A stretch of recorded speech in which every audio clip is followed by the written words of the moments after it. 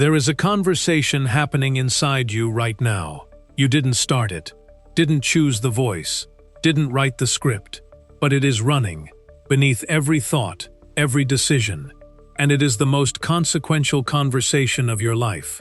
Carl Jung spent 50 years studying the link between what happens inside a human being and what that human being attracts into their life, not as mysticism, as psychology. And what he found was simple and brutal. The quality of your inner conversation determines the quality of your outer reality, not as metaphor, as mechanism. Most people speak to themselves in a way they would never tolerate from another person. A voice that criticizes without mercy, that predicts failure before the attempt. Then they wonder why the outer world confirms exactly that. Today we go into why, the actual mechanism, and what it means to change the conversation in a way that produces real results, not performed positivity. Stay until the end, because the final lesson is the one that makes all the others make sense. 1. The inner world is not separate from the outer world. It is producing it. This is where Jung's framework begins, and it is where most people's understanding needs to be fundamentally rebuilt. The common assumption is that the inner world and the outer world are separate territories. Things happen outside. You react inside. The world is the cause. Your psychology is the effect. Jung's entire body of work points in the opposite direction. Not that the outer world doesn't exist independently, it does. But that what you encounter in the outer world, what you notice, what you attract, what you allow yourself to receive, what you unconsciously sabotage, is profoundly shaped by the structure of your inner world. He called this projection, the mechanism by which the contents of the unconscious, the beliefs, the fears, the expectations, the self-concepts that live below conscious awareness, are cast outward onto the screen of external reality. You do not see the world as it is. You see the world as you are. The person who carries a deep unconscious belief that they are fundamentally unworthy of love will not simply feel that belief in private. They will organize their outer life around it, choosing partners who confirm it, leaving relationships that challenge it, interpreting ambiguous situations in ways that reinforce it, all without conscious awareness that this is happening. The belief is not responding to reality. The belief is constructing the version of reality the person consistently inhabits. This is what Jung meant when he said that, until you make the unconscious conscious, it will direct your life, and you will call it fate. The inner conversation is not commentary on your life. It is the architecture of it. 2. The voice you inherited and the voice you need. Here is the question most people have never seriously asked. Where did the voice come from? The one that speaks inside. The one that evaluates every attempt before you make it. That narrates your failures with precision and your successes with suspicion. That has a verdict ready about whether you are enough, whether you deserve the thing, whether someone like you gets to have what you want. Jung's answer is precise. That voice is not you, or rather, it is not originally you. It is the accumulated internalization of every significant voice that shaped you during the years before you had the psychological resources to evaluate what you were absorbing. Parents, teachers, siblings, the culture you were born into, the religion you were raised inside, the peer group whose acceptance determined your sense of safety, the early experiences of failure or success that your developing mind converted into permanent conclusions about your nature. All of it got installed, before you had a choice, before you could examine it. And then it went underground, into the unconscious, where it continued to operate as though it were simply reality, simply the truth about who you are and what you can expect. Jung called this complex, a charged cluster of beliefs, emotions, and memories organized around a core self-concept that operates autonomously beneath conscious awareness. The negative inner voice is almost always a complex in Jung's sense. An autonomous psychological structure, formed in the past from others' voices, running in the present as though it were simply your own honest self-assessment. It is not your honest self-assessment.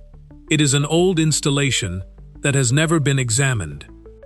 And the first step toward changing the inner conversation is not to replace it with forced positivity.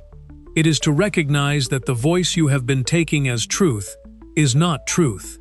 It is history, wearing the costume of the present. 3. Why positive thinking fails, and what actually works.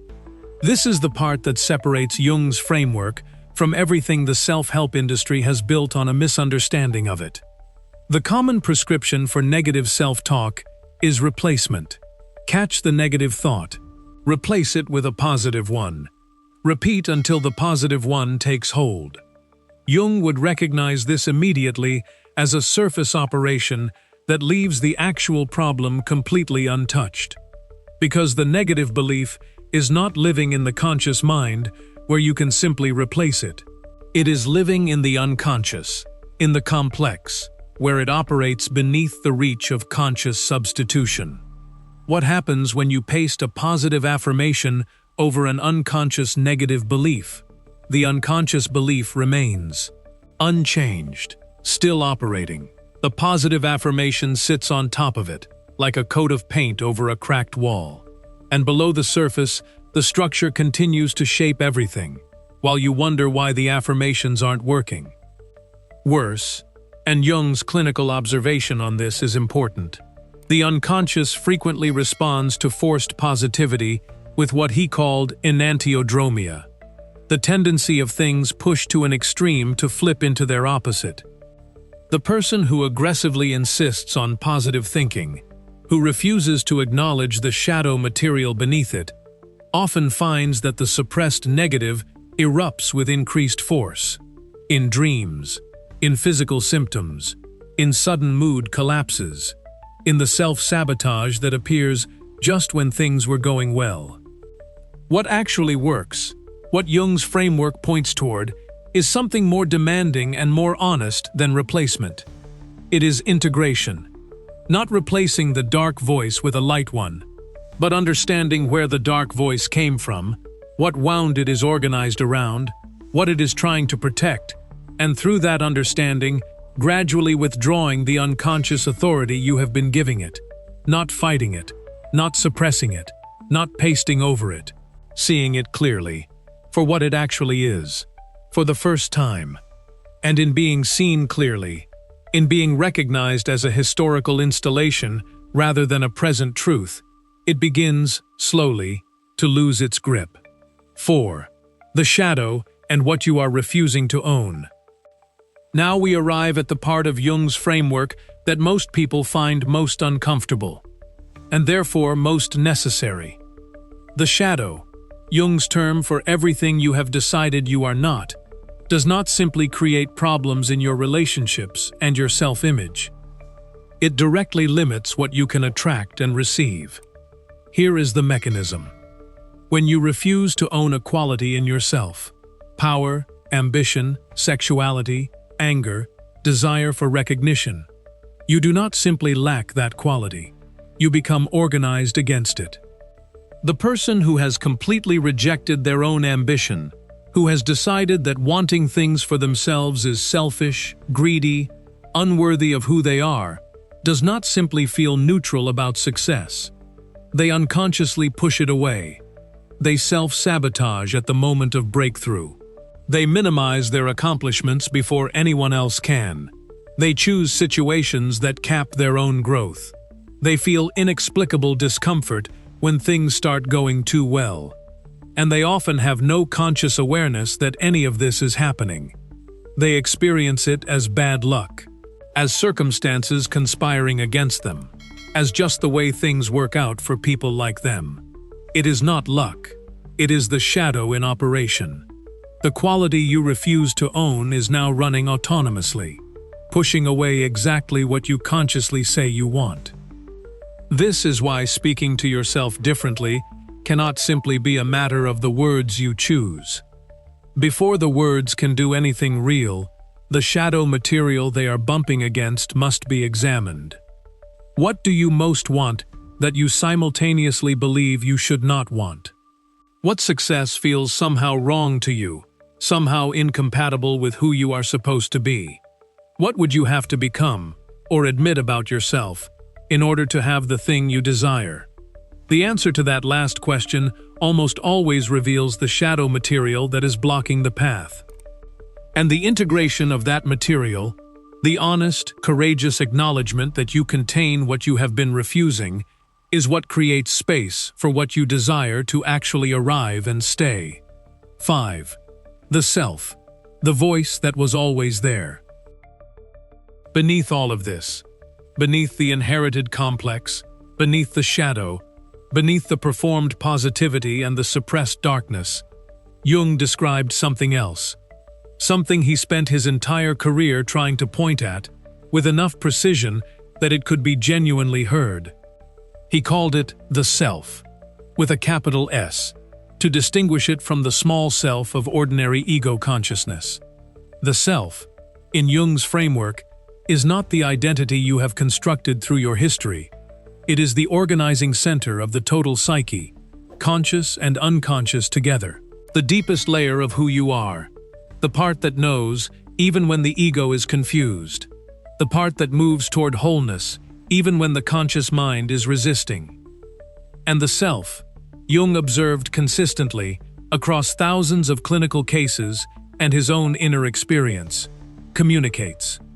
Not in the language of ordinary thought, in the language of symbol, image, dream, and, most relevantly for today's topic, in the quality of the attention you bring to yourself in your quietest moments.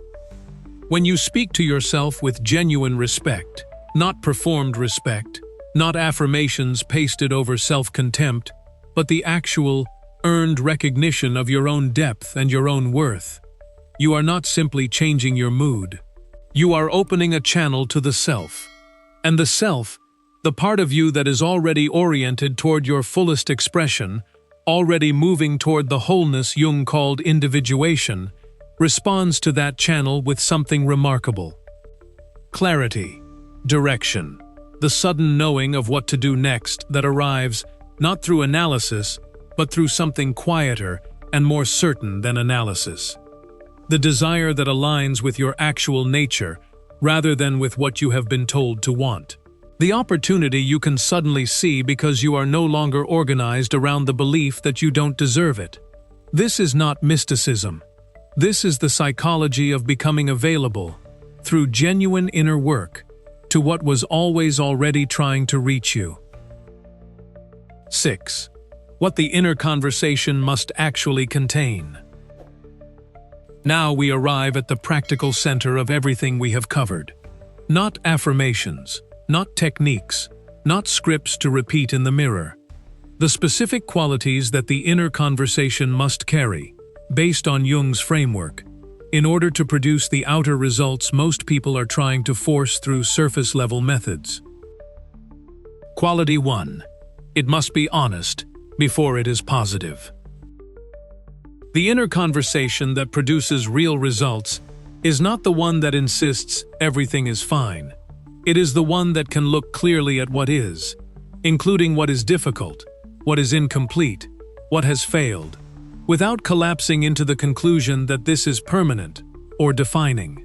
Honest assessment of the present, genuine openness about what needs to change, combined with, and this is the specific balance Jung is pointing at, the refusal to convert present difficulty into permanent identity.